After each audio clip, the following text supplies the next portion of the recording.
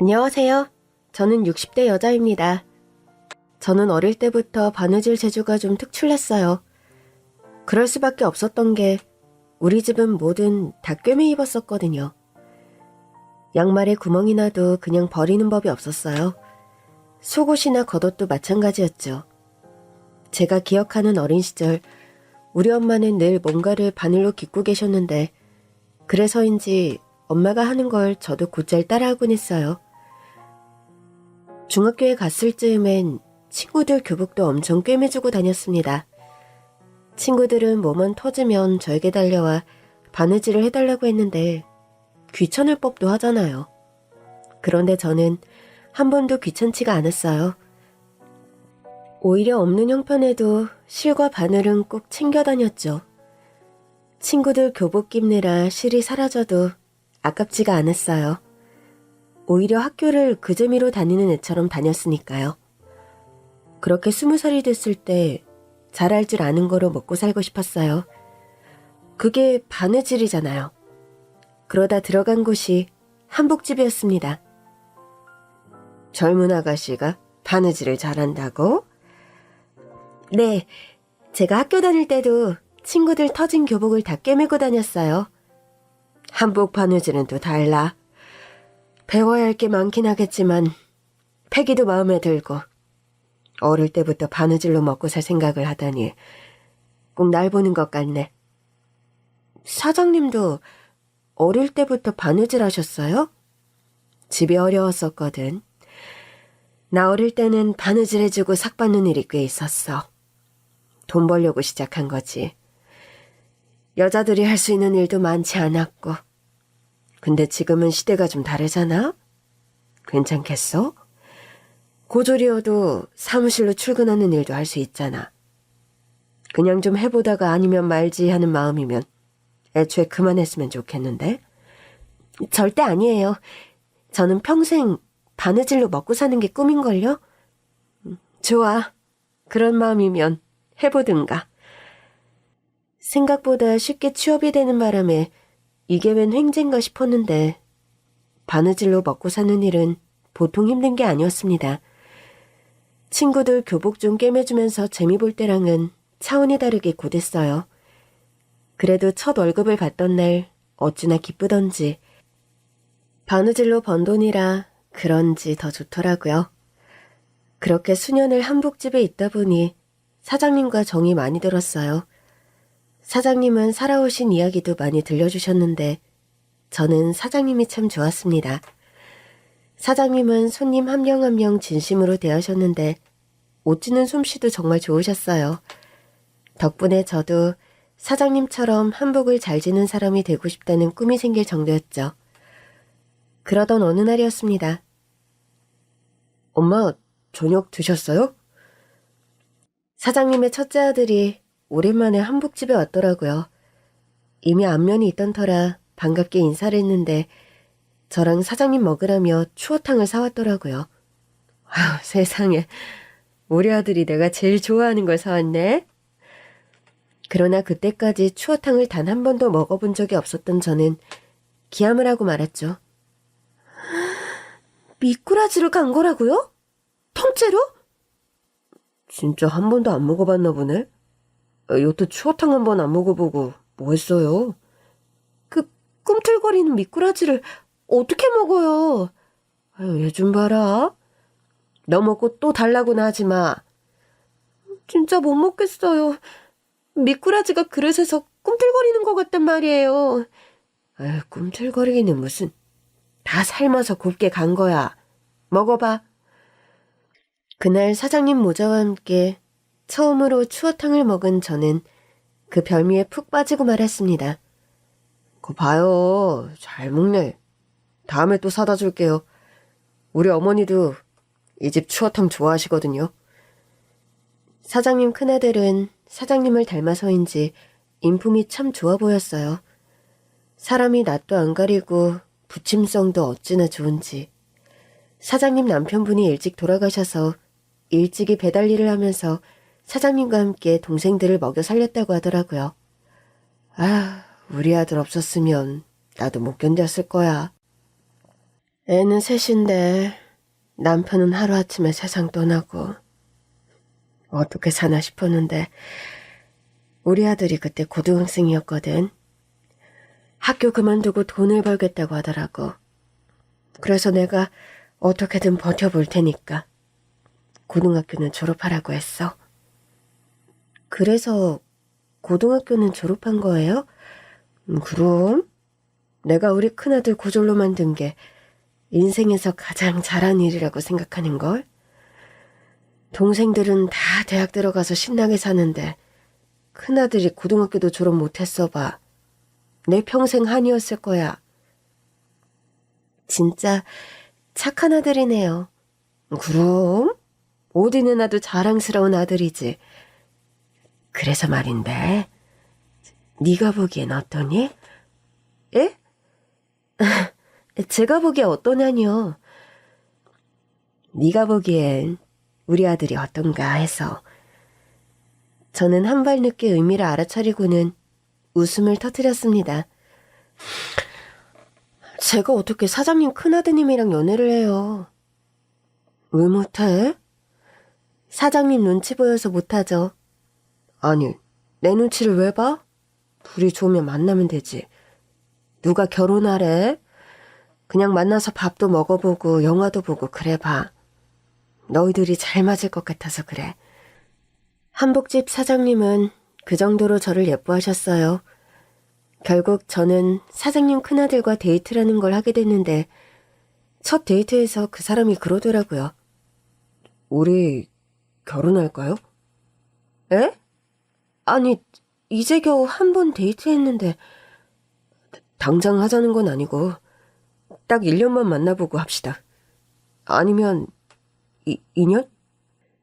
그렇게 우리는 연애를 시작했고 딱 1년을 사귄 뒤 결혼했습니다. 솔직히 정말 좋았어요.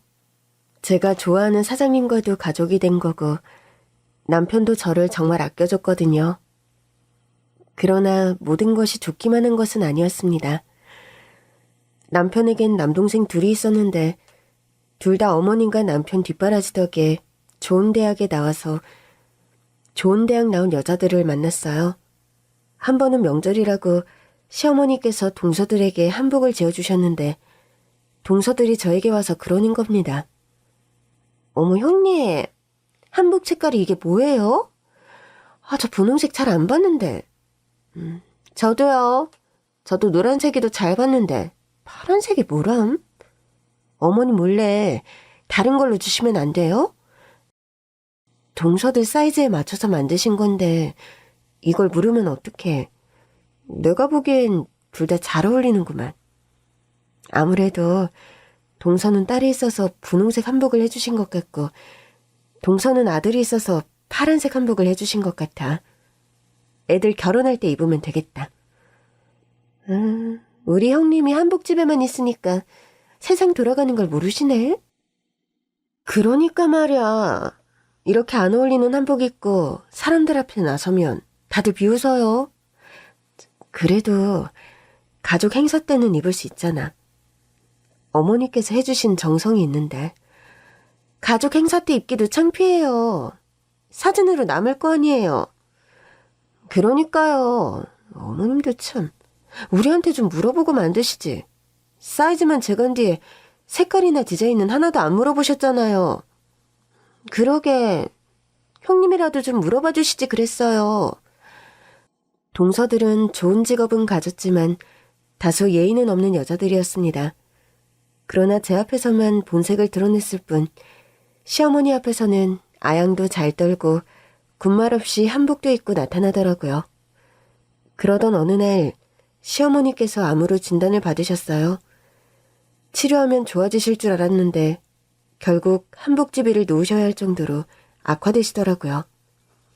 시어머니 대신 한복집을 운영할까도 했는데 시어머니 병수발이 먼저인 것 같았어요. 때 되면 시댁에 잘도 드나들던 동서들은 시어머니의 암투병 중에는 영 소식이 없더라고요. 그러더니 하루는 두 사람이 저더러 밖에서 보자고 하는 겁니다. 무슨 일이야? 어머니 곧 계시면 식사 챙겨드려야 해서. 형님, 혹시 모르세요? 뭘? 어머니 전 재산 사회에 환원하신 거요. 아, 그래? 근데 내가 그걸 왜 알아야 하는데? 어머, 우리 형님, 순진한 척 하시기는. 솔직히 형님 놀라셨죠? 형님이 아무리 지극정성 간호해도 형님 앞으로 떨어질 게 없다는 거예요. 솔직히 그 한복집도 늘 같은 위치에 있어야 한다면서 월세 내고 쓰는 거잖아요. 어머니 건물이며 땅이며 전부 사회 환원하셨대요. 동서는 그걸 어디서 들은 거야? 어디서 듣긴요? 어머니 암 진단받자마자 남편이 다 알아봤더라고요. 설마 그래서 다들 어머니 배로 안 오는 거야? 가면 뭐해요? 화만 나지? 화가 왜 나? 왜긴요? 홀로 자식들 키우면서 어렵게 버신 돈을 왜 사회에 환원해요? 자식들한테 주면 떵떵거리고 살 텐데 가난을 대물림해주는 것도 유분수지. 기가 차서 더는 못 듣겠더라고요. 어머님이 서방님들한테 못해준 게 뭐가 있으셔? 가난을 대물림하다니. 동선에 둘 다 잘 살잖아. 좋은 아파트 살고 그 집 어머니가 결혼하실 때 해주신 거 아니야? 그게 다였잖아요. 먹고 살게 공부시켜줘. 결혼한다고 집 사줘. 그럼 이제부터는 두 부부가 힘을 합쳐서 살아가는 거지. 그래서 형님은 앞으로도 어머니 병수발을 드시겠다고요? 근데 뭐 이제와 안 하기도 뭐하겠죠. 한마디로 제대로 똥 밟은 거죠. 동서들은 키득거렸고 저는 불쾌해서 황급히 자리를 떠났습니다. 시어머니의 재산이라니 생각도 안 해본 주제였어요. 저는 집으로 돌아가 평소와 다름없이 시어머니를 보살폈고 그 후로도 시동생 부부는 단 한 번도 어머니를 뵈러 오지 않았습니다. 어머니 생신을 앞두고 어쩌면 마지막 생신이 되실 수도 있으니 한번 와달라고도 했는데 단박에 거절하더라고요. 그날 우리 가족여행이 있어서요. 동서, 어머니 생신 잊었어? 남편도 안 챙기는데 제가 굳이 챙기겠어요? 형님은 아직도 그러고 계시는 거예요? 아직도 그러고 있다니? 형님, 괜히 붙어있다가 피박 쓰지 마시고 도망가세요. 동서들은 지극정성으로 시어머니를 간호하는 저를 비웃었습니다. 그래봤자 떨어질 게 없는데 웬 청승이냐는 식이었어요. 그러거나 말거나 저는 시어머니를 계속 간호했어요. 그러나 결국엔 식사도 잘 못하시는 때가 오고 말았죠. 하루는 시어머니께서 저에게 고운 한복이 담긴 보따리를 내어주시더라고요. 오늘 아니면 다시는 기운을 못 차릴 것 같아. 미리 줄게. 어머, 구하라. 언제 지으신 거예요? 예전부터 너 주려고 지어둔 건데 네 동서들이 질투할까봐 못 줬어. 전에도 주셨잖아요.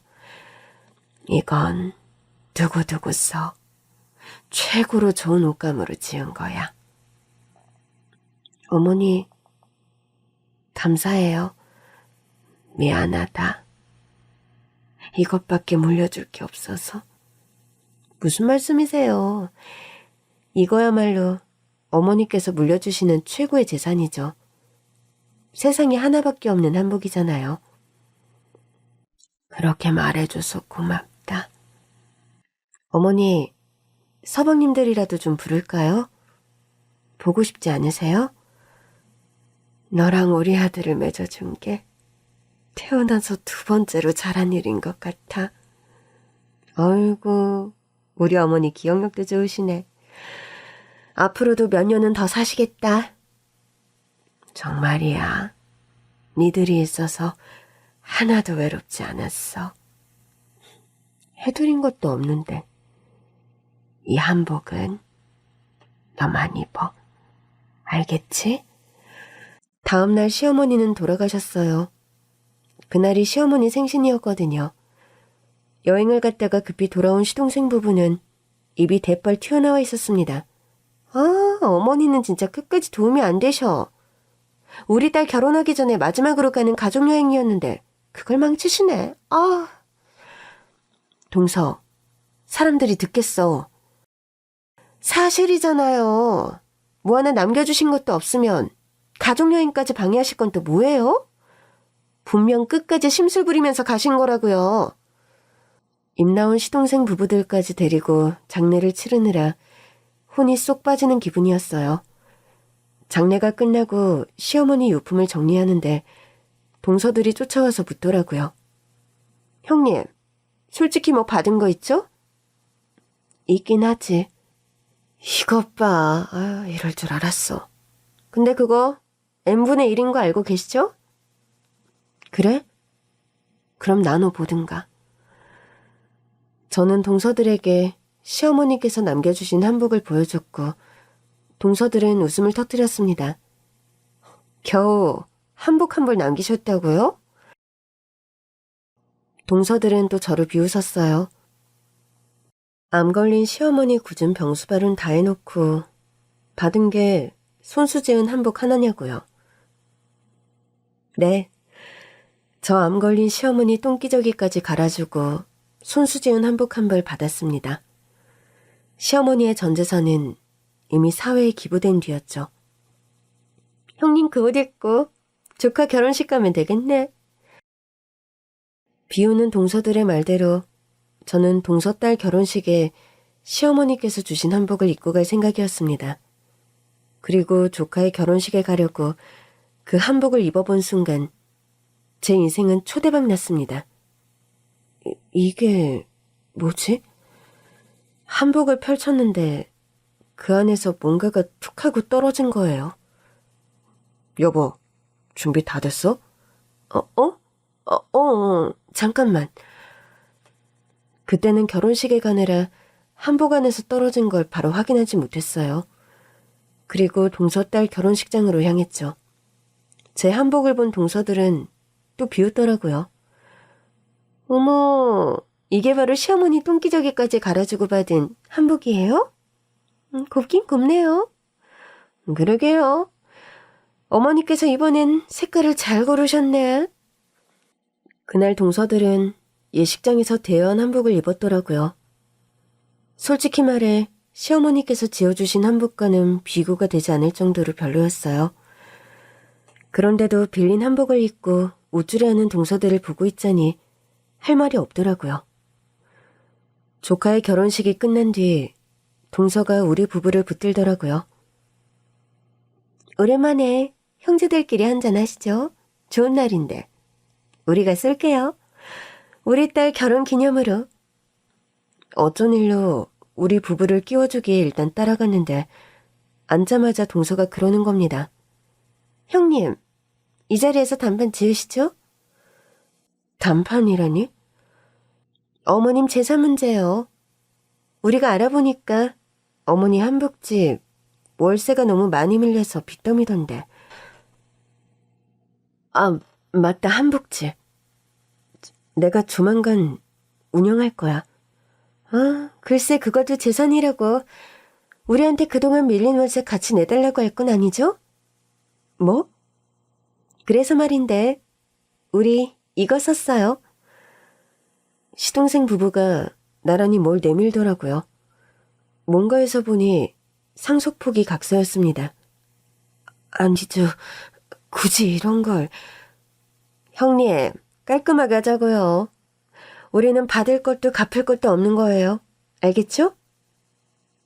누가 동서들 보고 한복집 세뇌래? 그래도 상속 포기 안 하면 결국 한복집도 우리 몫인데 솔직히 그 한복집 빼봤자 지금껏 밀린 월세 내고 나면 남는 보증금도 없을 거 아니에요. 그러니까 형님이 내시고 형님이 가지세요. 애초에 그러려고 했어. 그러니까 상속 포기각서까지는 필요 없어. 그냥 받으세요. 우리 마음 편하려고 이러는 거니까. 그때였습니다.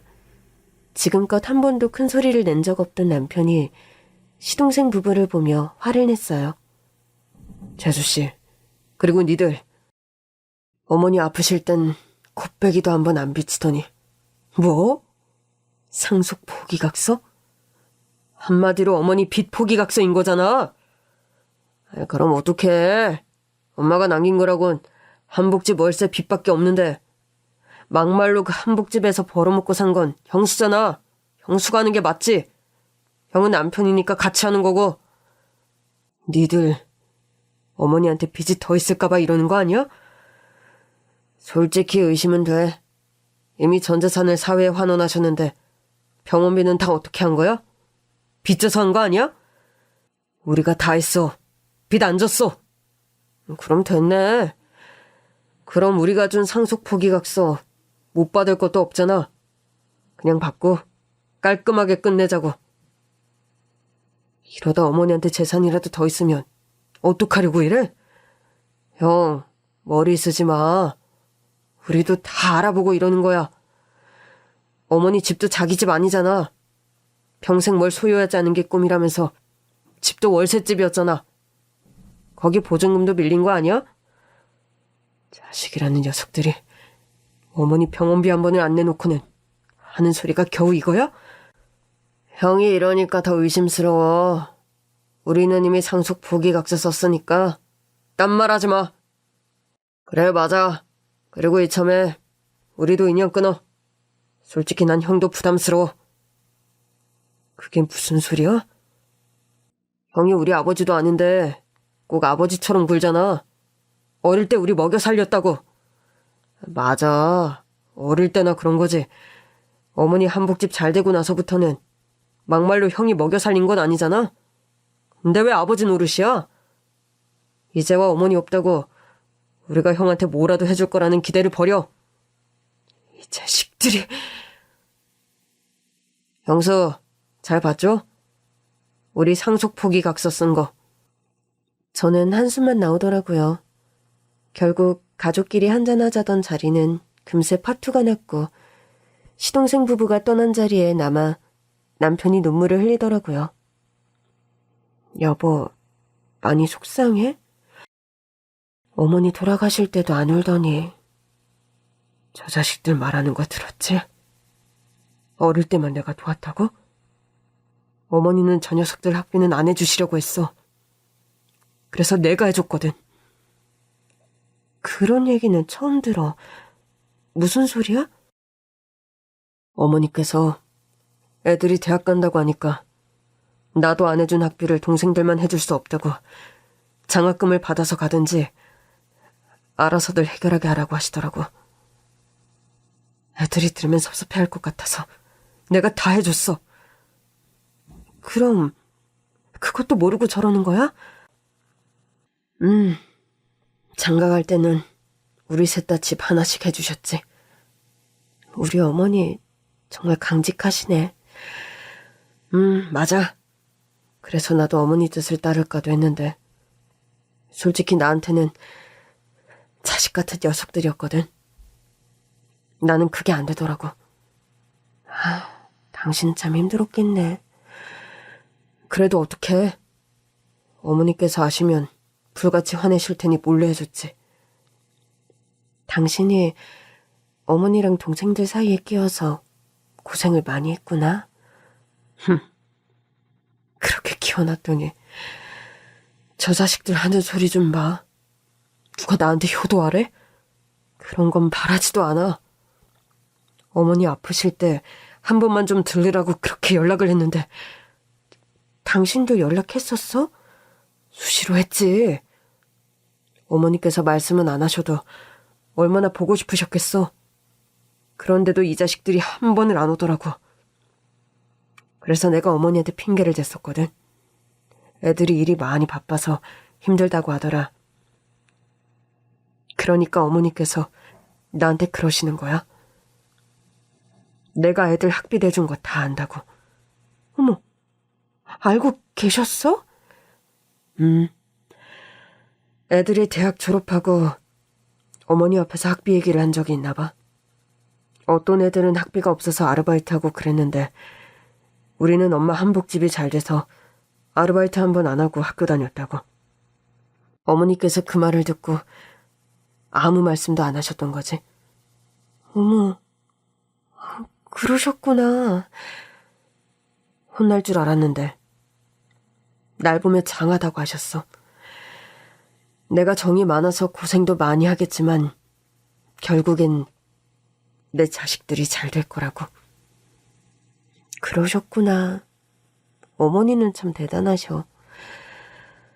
나 같으면 자식들한테 학비 벌어서 알아서 공부하라고는 못할 것 같은데. 당신이 섭섭할까봐 그러셨나 봐. 나도 알지. 여보, 우리 있자. 그리고 상속 포기각서도 받자. 그래야지. 뭐 어쩌겠어? 나도 이제 다시 기운내서 어머니 한복집 이어가야지. 그래 줄래? 그럼. 내 인생도 바친 한복집인데. 다만 내가 어머니 솜씨를 따라가려면 아직 멀었는데. 그게 걱정이지 뭐. 당신은 잘할 거야. 그나저나 진짜 밀린 월세부터 해결해야겠네. 보증금에서 깎아도 되고 아니면 형편되는 대로 내지 뭐. 저는 남편과 손을 잡고 다정하게 집으로 돌아왔어요. 비록 시동생들 때문에 속은 상했지만 그래도 우리 둘이 함께니까 괜찮았습니다. 씻고 한복을 정리하는데 문득 한복에서 떨어진 봉투가 생각나더라고요. 맞다. 그 봉투 편지 같았는데.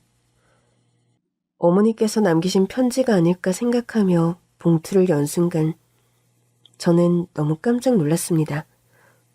여보, 이리 와봐. 응? 어머니께서 한복 안에 남기신 게 있어.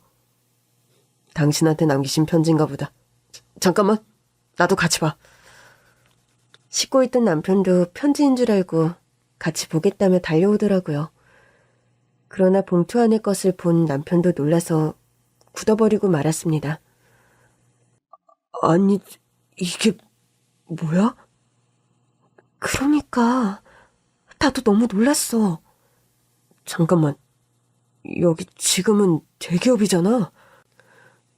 지금 꽤 가치가 높아졌을 텐데. 시어머니께서 한복 안에 남기신 것은 오래된 주식 증권이었어요. 1970년대에 발행된 것이었는데 지금은 대기업이 된 기업의 증권이었습니다. 어머니께서 이때 이 기업을 어떻게 알고 투자하신 거지? 그러게 말이야. 이때는 주식이 얼마 안 하기도 했을 거야. 그렇지. 잠깐만. 이게 다 몇 주야? 남편은 주식을 검색해보기 시작했고 깜짝 놀라 말했습니다. 한 주에 20만 원은 되겠는데? 잠깐만. 그러면 이 주식 증권 가치가 20억. 어? 20억이야. 저랑 남편은 어안이 다 벙벙했습니다. 이거 어떡하지? 알려야 하는 거 아니야? 누구한테? 애들한테? 그래도 어머니 유산인데. 엄마가 이거 주시면서 뭐라고 하셨어? 이걸 주신 건 아니고 한복 주시면서 꼭 나만 입으라고 하셨어. 그래서 손수 지어주신 마지막 한복을 남기신 줄 알았지. 진짜 주신 건 20억 원짜리 주식증권이었네. 어머니께서 전혀 내색을 안 하셔서 진짜 몰랐어. 어떡해. 뭘 어떡해? 이건 당신 몫이지. 뭐? 이건 내 몫도 아니고 당신 몫이야. 당신한테 상속하면 돼. 그래도 당신이 있는데 내가 어떻게 그래. 서방님들은 어쩌고. 그 녀석들 상속 포기각서 썼잖아. 맞다. 그러네? 어머니 빚 있을까봐 상속 포기각서 썼던 녀석들이야. 이건 어머니께서 당신한테 남기신 거니까 내가 받아서 당신 줄 거야.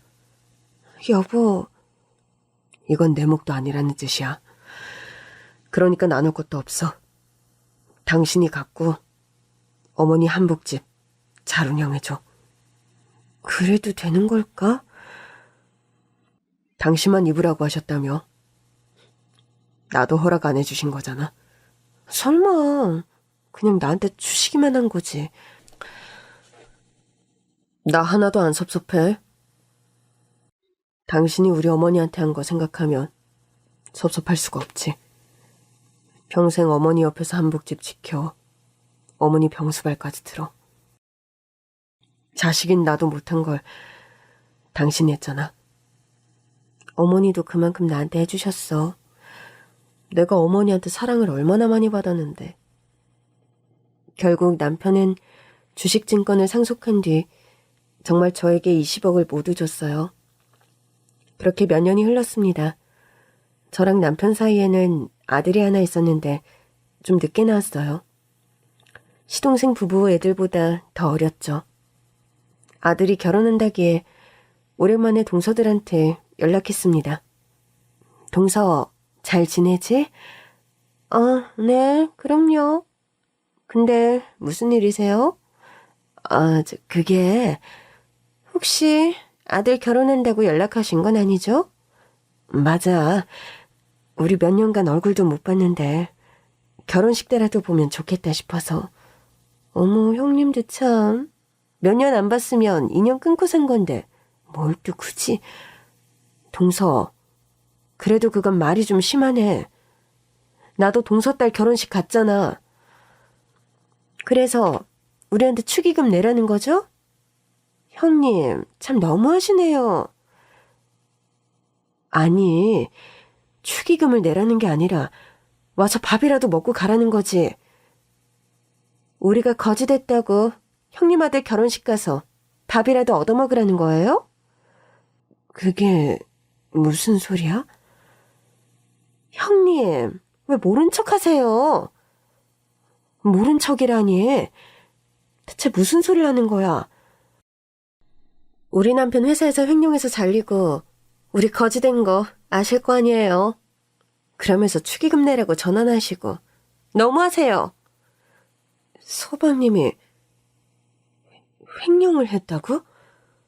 형님, 진짜 모르셨어요?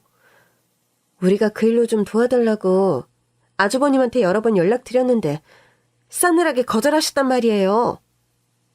난 몰랐어. 그런 일이 있었다고? 저는 남편에게 들은 얘기가 없었거든요. 작은 동서한테도 부탁 좀 해보지. 말도 마세요. 그 집 때문에 우리 완전 쫄딱 망했어요. 어머니 돌아가시고 서방님이 사업한다고 보증 서달라고 해서 우리 남편이 서줬다가 그 집 사업까지 망해서 우리 지금 월세 단칸방에 산다고요. 뭐? 내가 진짜 이 인간이랑 이혼이라도 하고 싶은데 감옥에 있어서 참아 못하고 있다고요. 생각지도 못한 소식에 저는 급히 전화를 끊었습니다. 남편에게 전화를 걸었더니 남편은 태어나더라고요. 어머니 아프실 때부터 가족 아니다 나 몰라라 하던 애들이 이제 와 도와달라고 연락이 왔길래 무시했어. 그래도 나한테 말을 하지. 당신 성격의 얘기 들었으면 조금이라도 도와주자고 했을 거 아니야? 난 싫어. 지금껏 도움받아 산 줄은 꿈에도 모르고 저 잘난 줄 알고 살았으니 저지른 일에 대한 대가는 스스로 치르고 살아야지.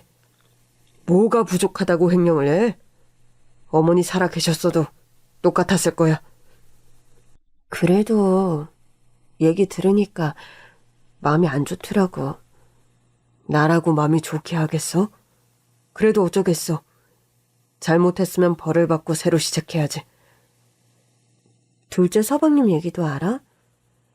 사업했다가 망했다는데. 알지. 그놈도 나를 보통 괴롭힌 게 아니야. 자기 망하면 보증서준 둘째 형도 망한다고 나더러 내 가게를 팔아서 자기 돈을 대달라고 하더라고. 누가 보면 나한테 돈이라도 맡겨놓은 줄 알았을 거야? 그렇게 말했다고? 당신도 기가 차지.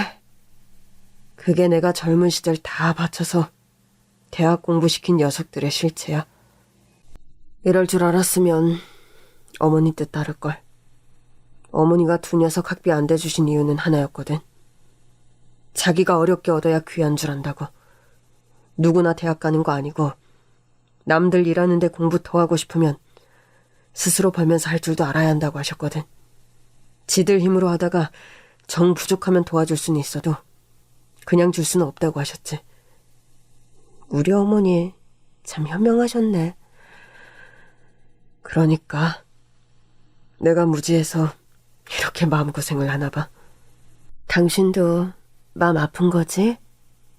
마음이 아프지. 근데 이제 두 번은 안 속아. 어머니 가르침대로 하는 게 맞아.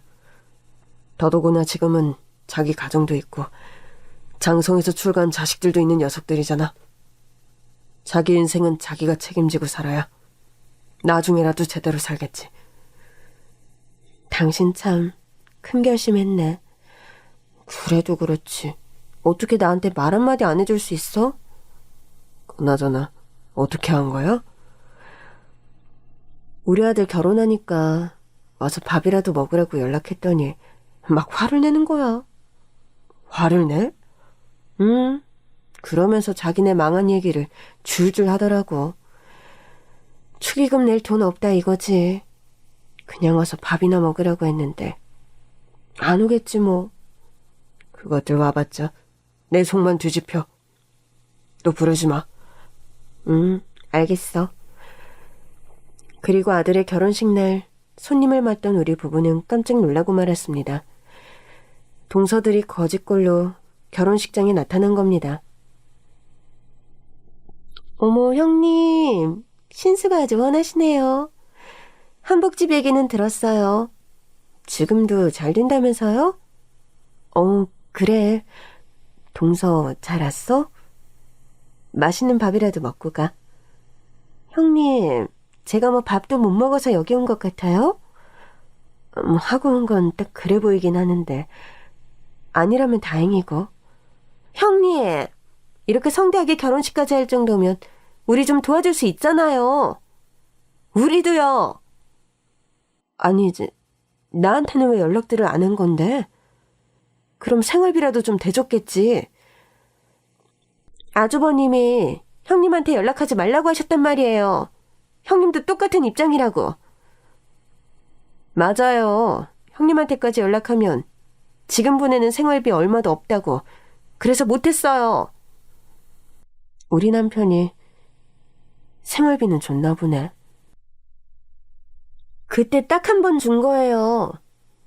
맞아요. 우린 이제 어떻게 살아요? 일단 우리 아들 결혼식 끝나고 얘기하자. 둘 다 자리에 가서 앉아. 갑자기 들이닥친 동서들로 인해 정신은 없었지만 잘 키운 아들이 장가를 가는 건 감동적이었어요. 결혼식 후 우리는 두 동서를 데리고 집으로 갔습니다. 아파트 단지에 도착하자 동서들의 눈이 휘둥그레지더라고요. 형님, 원래 여기 안 살았잖아요. 이사 왔어? 세상에, 여기 완전 부자들만 사는 아파트인데? 다 왔다. 일단 내리자. 가는 내내 남편은 입을 꾹 다물고 있었어요. 차에서 내리자 동서들은 그제야 우리 남편의 차가 보인 모양이더라고요. 차도 완전 비싼 차네? 어머, 그러네요. 형님, 한복집이 그렇게 잘 돼요? 한복집이야. 어머니 계실 때가 더 잘 됐지. 물론 지금도 비슷한 수준이야. 그러면서 입 싹 씻는다고요? 내가 무슨 입을 씻어. 그 한복집 형님이 혼자 가졌잖아요. 월세 밀린 한복 가게는 관심 없다며. 그래도 이렇게 수입이 생겼으면 재산 분배 차원에서라도 나눠줬어야죠. 동서, 해도 너무하네. 그때는 빚만 남든 말든 관심도 없더니 이제 와서 한복집을 탐내네? 탐내는 게 아니라 솔직히 사실이잖아요. 한복집이 그렇게 잘 되면 우리 목도 있는 거죠. 결국 남편은 폭발하고 말았습니다.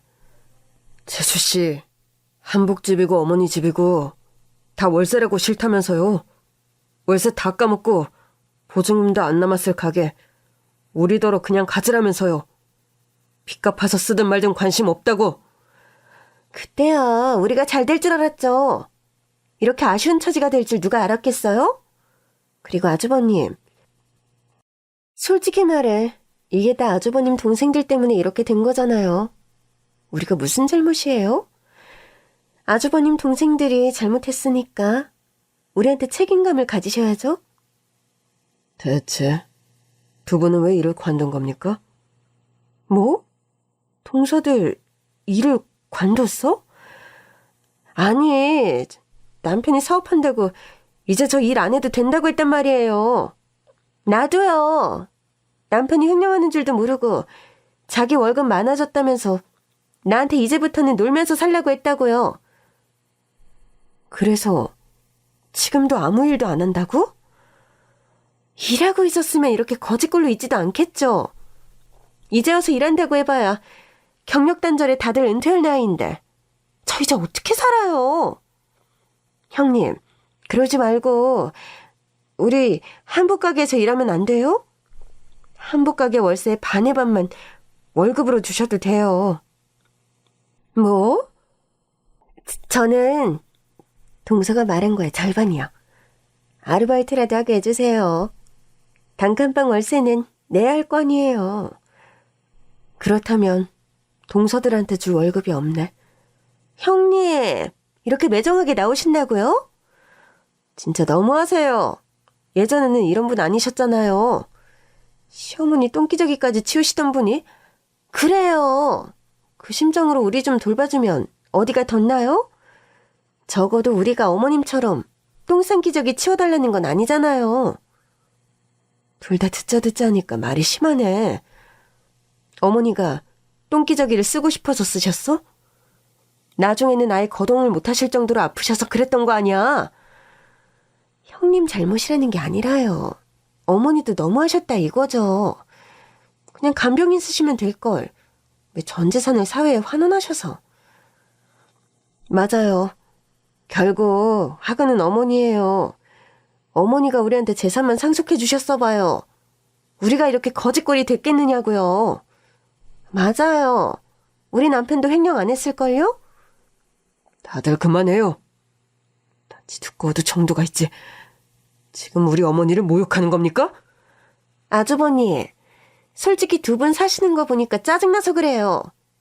이렇게 잘 살고 있었으면서 어떻게 우리한테는 생활비 한 번 딱 주고 말아요? 그때 재수 씨가 그랬죠? 딱 한 달치 생활비만 주면 나가서 무슨 일이라도 해서 먹고 살 거라고. 한 번만 도와달라고. 그래서 준 거잖아요. 그때 드린 돈이 적지도 않았어요. 말이 한 달치 생활비지. 월세까지 포함하면 석 달치는 줬을 겁니다. 아니 뭐 그게 잘못됐다는 게 아니라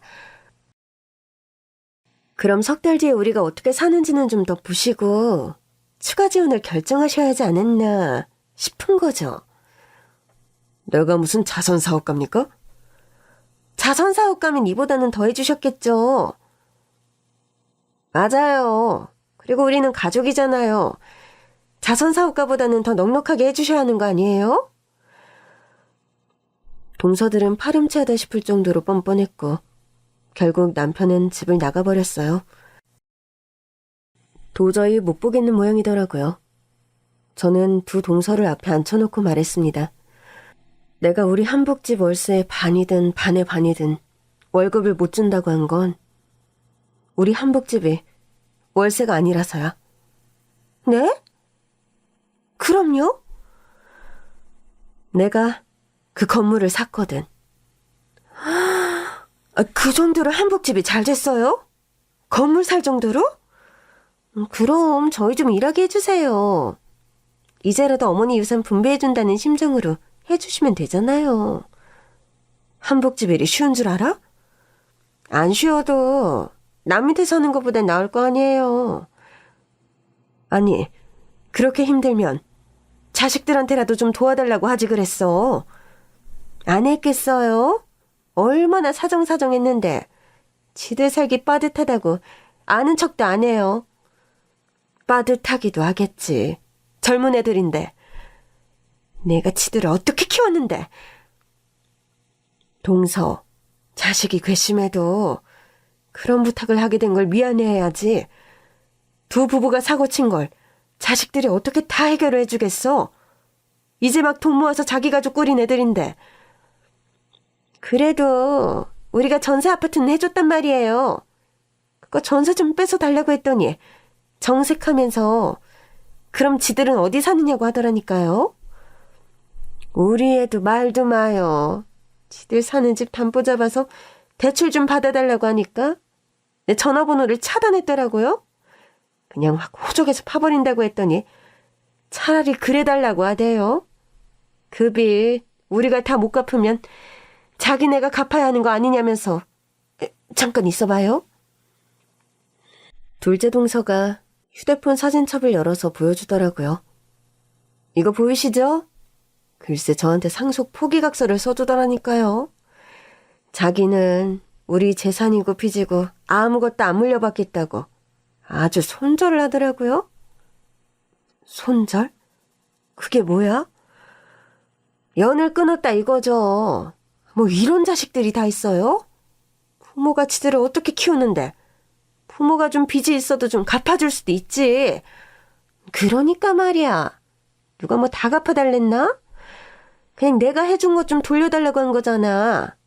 자식 다 필요 없다니까. 두 동서의 대화를 듣고 있자니 저 하늘에서 보고 계실 어머니 생각이 더 절실했어요. 어머니께서도 딱 이 생각하셨겠다. 어떻게 키운 자식인데 아픈데도 보러 오지도 않고 시한부라고 하니까 바로 엄마 재산부터 알아보고 전 재산 사회에 환원했다고 손절했잖아. 아니 그건 우리 남편이 그렇게 한 거죠. 제가 뭐 어머니 자식이었나? 맞아요. 우린 그냥 남편 뜻을 따른 거라고요. 그래서 자기들은 며느리는 안 미워? 사위는? 미워 죽겠어요. 아주 꼴도 보기 싫다니까요. 보나마나 뻔해요. 사위놈이 우리 딸을 꼬드긴 거라고요. 엄마 일에 절대 개입하지 말라고. 당연하죠. 우리 며느리도 그랬을걸요? 내가 해봐서 아는데. 그 순간 둘째 동서가 아차 싶은지 제 눈치를 보더라고요. 둘 다 됐어. 오늘 두 사람 보니 자업자득인 것 같네. 한복집에서 일하는 건 고민을 많이 해봐야 할 것 같아. 한복 짓는 일은 마음을 쓰는 일인데 두 사람 같이 삐뚤어진 마음으로 한복을 지어봤자 손님들 마음에 와닿기는 하겠어? 저는 그 건물 청소도 좋아요. 맞아요. 저도요. 여기저기 일자리 알아봤는데 전부 다 청소나 설거지더라고요. 어차피 청소할 거면 형님 밑에서 하는 게 낫죠. 저는 한숨만 나왔습니다. 동서들을 보낸 뒤 돌아온 남편과 상의를 해봤는데 남편은 영 내켜하질 않더라고요. 괜히 가까이 지내다 얽히면 당신만 고단해져. 행은아 우리 주식 상속 받은 거 알아봐. 이제라도 내놓으라고 너 난리일걸? 자기들이 먼저 상속 포기각서 썼잖아. 설마. 지금도 자기들이 버린 한복집 잘 된다고 저러는데 하나를 보면 열을 알아. 결국 고민 끝에 우리는 두 동서를 다른 건물에 청소직으로 취업시켰어요. 형님, 왜 한복집 있는 건물이 아니에요? 아는 분한테 특별히 부탁해서 마련한 자리니까 이제부터는 착실히 일해서 벌어먹고 살아. 그래도 우리는 한복집 건물에서 하고 싶었는데 동서들처럼 청소 기술도 없는 사람들이 이 건물 청소 숙달하려면 꽤 걸릴 거야. 건물주가 아는 사람이라 적응할 때까지 시간 좀 달라고 특별히 부탁한 거야. 열심히들 해. 그렇게 두 동서를 건물에 놓고 나오니 남편이 차에서 기다리고 있더라고요. 꼭 내 건물에서 청소를 시켜야겠어? 그래도 다른 데 보내는 것보단 낫잖아. 내가 청소 반장님한테 말해놨어. 아주 호되게 가르치라고. 당신은 참 비위도 좋다. 나는 꼴도 보기 싫은데. 그래도 어떡해. 그냥 줄 순 없어도 어머니의 심정으로 먹고 살 기회는 마련해줘야지. 그간 우리는 시어머니께서 남기신 20억으로 건물도 사고 투자도 하고 했어요. 물론 남편은 저에게 상속해 주었지만 저는 그 안에 남의 몫도 있다고 생각했거든요. 아마도 시어머니께서 남편이 동생들 학비를 다 대준 것도 보상해 주신 것이 아닌가 싶어요. 그래서 우리는 건물도 몇 채 생겼고 그중에는 남편 명의로 된 것도 제 명의로 된 것도 있었어요. 사실 저는 한복집 건물만으로도 충분했는데 우리 남편이 투자에 재능이 있더라고요. 어머니 덕에 남편 덕에 저는 돈 걱정 없이 살게 됐죠. 그러나 우리 부부도 어머니의 신조를 따라 살아가고 있습니다. 아들이 결혼할 때도 그랬어요. 엄마, 우리 결혼할 때 집값은 좀 보태주실 수 있어요? 얼마나 필요한데? 우리 둘이 열심히 모으긴 했는데 좀 부족해서요. 그래, 그러자. 아들 결혼인데 선물은 하나 해줘야지. 근데 아들, 너 아직 나한테 갚을 것도 있는 거 알지? 알아요. 대학 학비 말씀하시는 거죠? 그래. 너 부족하다고 할 때마다 내가 보태준 거. 평생 갚으라면서요. 결혼 준비할 동안은 봐주시기로 했잖아요. 알아. 나도 기억해. 너도 기억하나 물어본 거야. 다 기억해요. 그래서 내가 너무 야박해? 아니요. 하도 어릴 때부터 그렇게 자라서인지 이 정도만 해도 많이 봐주시는 것 같아요. 감사해요. 우리 부부는 하나뿐인 아들에게 좀 짭니다. 그럴 수밖에 없는 게 동손의 부부 자식들을 봤잖아요. 부모 맘이라는 게 당연히 자식한테 뭐든 다 해주고 싶죠. 근데 그게 자식한테 이루어야 가치가 있는 거잖아요. 우리 부부는 시어머니께서 남겨주신 오래된 증권의 가치를 보며 깨달았어요. 어머니께서 이걸 얼마나 빨리 주고 싶으셨을까? 그러니까 나도 나한테 있는 거 우리 아들 주고 싶어서 손이 근질근질해. 어머니 진짜 대단하시다. 자식한테 딱 선 그어놓고 자립하게 하는 게 이렇게 어려운 일인지 처음 알았어. 그러니까 그래도 우리 잘하고 있어. 잘해야지. 어머니께서 그렇게 물려주신 건데 우리도 그 뜻 따라서 자식을 가르쳐야지. 우리 부부는 앞으로도 자식들에게 뭘 해줄 생각이 없어요. 급할 때 좀 도와줄 순 있겠지. 우리 재산도 사회의 대부분 환원할 생각입니다.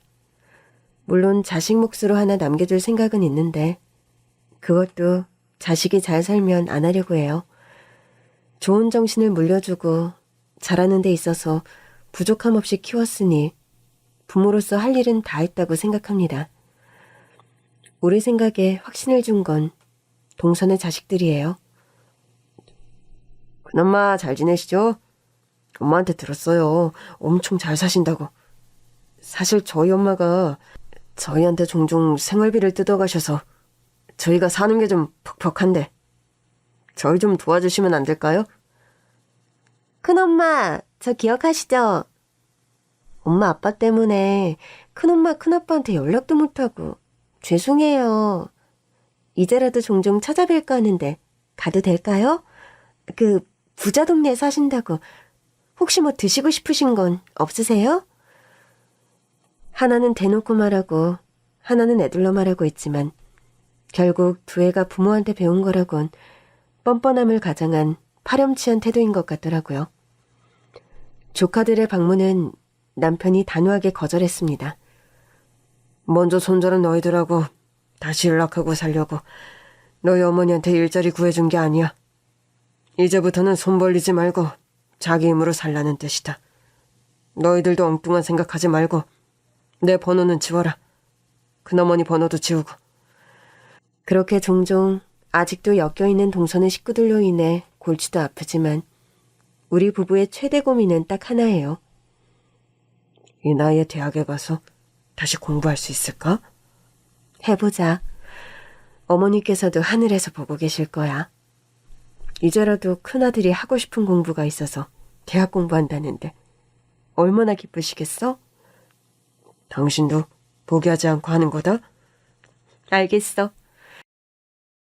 우리 부부는 요즘 수능 준비를 하고 있어요.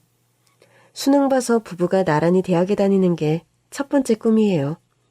사실 수능 공부가 언제 마무리될지는 모르겠어요. 둘 다 공부를 놓은 지 너무 오래돼서요. 그런데도 자식들과 때마다 모이면 공부 얘기에 시간 가는 줄 몰라요. 애들이 노하우를 알려주는데 대학 공부한 아들 며느리가 대단하다 싶더라고요. 엄마 아빠 이러다 우리 자식들이랑 같이 대학 가시겠어요? 그것도 좋은 생각이긴 하다. 당연히 주지 않고 당연히 받지 않으니 가족이 참 평안합니다. 모이면 여러 주제로 이야기도 나누고 맛있는 것도 나눠 먹고요. 우리 시어머니께서 원하신 것도 이거 하나였을 텐데 자식들이 그 청을 들어드리지 못한 게 죄송할 뿐이에요. 그래서 우리 부부가 일군 가족은 그렇게 사는 거 보여드리려고요. 늘 자립심 강하셨고 뭐든 허투루 쓰거나 주시지 않았던 시어머니를 따라 우리도 돈이 아닌 마음을 주고받는 가족으로 살아가고 있습니다. 그래도 곧 태어날 첫 손주 학비 통장은 하나 만들어 주려고요. 할머니로서 그 정도 선물은 해도 되겠죠?